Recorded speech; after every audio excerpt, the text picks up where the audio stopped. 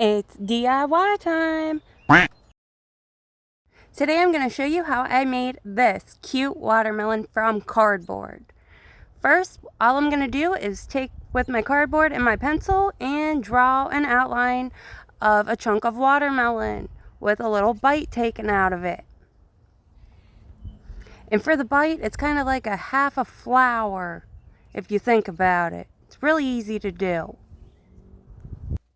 Then to make it thicker, I'm just going to trace this piece on another piece of cardboard for my back.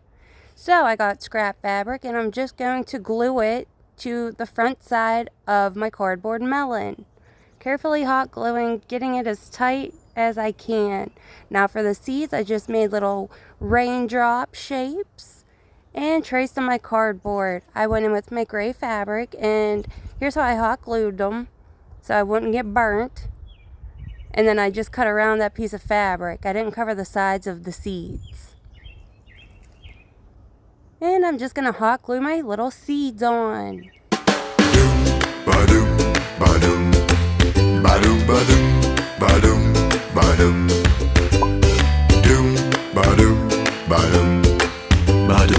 So obviously we need a rind and I don't have green material. So I'm just going in with my muslin fabric and cutting to shape the form of my melon to make my rind.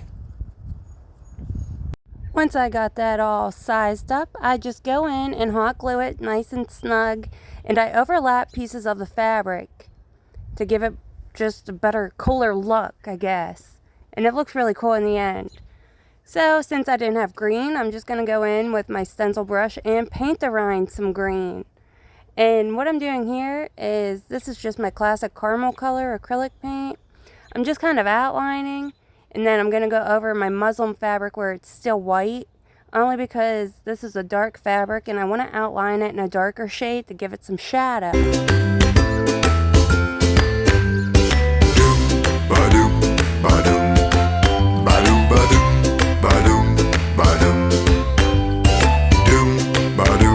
And I made sure to cover that chunk there where the two pieces meet in my paint as well. Now here is where I meant with the dark umber, just because it was dark fabric so this color would show up. And I just go around with my brush and do some outlining.